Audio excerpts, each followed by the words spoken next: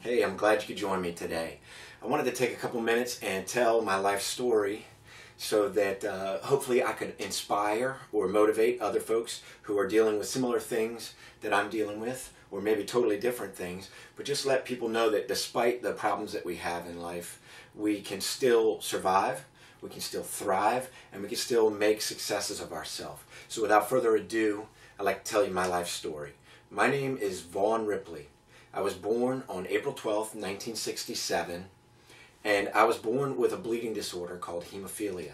So as a little child, I got picked on a lot, and I know there's a lot of talk about bullying and stuff like that, and it sort of drives me nuts. So I don't want to spend a whole lot of time on this, but I just want you to know that, if you're being bullied, you're not the only one. But I'm saying, don't let it wreck you. Don't let it wreck your life. Roll with the punches and just keep moving on. Keep doing your thing, regardless or despite the bullying that's happening to you. And that's really all that I want to say about bullying, but believe me, I know what you're going through. So in the 80s, most of you know that HIV and AIDS was introduced to the blood system, and the products that we were getting, unknown to most people. I know there's some speculation out there about who did know and who didn't know and stuff like that, but really the way that I like to assume the innocent. And I just like to think that nobody purposely gave us HIV, but we did get it. And that was more than 90% of the hemophilia population, again, prior to the mid-'80s, before they started being able to test in the blood, got HIV. And some led later to AIDS and died. As many of you may know, the majority of the hemophilia population from my generation died from either bleeds, HIV, or hepatitis C. There's also a large portion of us that died from suicides, but that's a totally different thing. The biggest thing that I'd like to say about HIV and AIDS is during the 80s and into the early 90s, I had to go through an additional stage of bullying, if you will, and it was based on stigma that was associated with it. My family received death threats, and we received threats to burn our house down if we didn't move out of the neighborhood, things like that. So these were all things, again, that built my character, but also toughened and thickened my skin and made me more prepared for some of the things that I would run into later on in life. So while I see them as bad things, I also see them as a positive side, which is they helped to grow me into the man that I am. When I found out that I was HIV positive, my doctor told me that I had fewer than 2 years to live, and that was almost 30 years ago. So you can imagine as a teenager being told that I had fewer than 2 years to live. Obviously, I spiraled into a dark place, because at the darkest, the nadir, the lowest point of my life, I actually found myself and realized, that there's something special there, and it's something that, suicide is not going to cure my problems, and it's only going to devastate those around me. So I got right past that, I got past those dark times, and I picked myself up by my bootstraps, and I got on with life. And one of the things that really helped me along that path was my girlfriend at the time. She's now my wife. We're coming up on our 20th anniversary, next weekend actually. And she helped me to see the good in me. She helped me to see some of the positive things that I wasn't necessarily seeing. So it was definitely good to have an important person in my life at that time to help support me through those trials and tribulations. So yeah, I pretty much cleaned myself up, like I said, and started working in the IT field, which is where my passion is. And the cool thing is I taught myself pretty much everything about computers and worked my way right up the ladder, all the way from data entry to programming to database administration, system administration, to actually being an executive of IT departments. And so, despite my illness, despite my ailments, despite all the problems that I went through and everything, I was still able to make a success of myself in business. And then shortly after I got myself cleaned back up, obviously my girlfriend and I got more serious, and she saw the potential in me, maybe, I like to think, and I asked her to marry me, and we got married. Now at the time, we assumed it's not possible for us to have children because I was HIV positive, she's not HIV positive, and we didn't want to take a chance in that area, so our assumption was we couldn't have babies. But something amazing happened about a dozen years ago, and that is that they came up with this new form of in vitro fertilization the actual process called ICSI, we could have babies without transmitting the disease to our spouse. Essentially what it boiled down to was I put my sperm in a cup. We don't have to go into details on that. And then they took individual sperm out and fertilized my wife's eggs and reimplanted them in her. And we did 5 attempts and ended up having 2 children. So we had a girl, our little girl Trinity, and then we had a boy, our little boy Xander. And we feel very blessed that in today's day and age, with today's medical science and all the modern marvels that are going on around us, we were able to have children, even though we didn't think it was even possible when we first got into our marriage.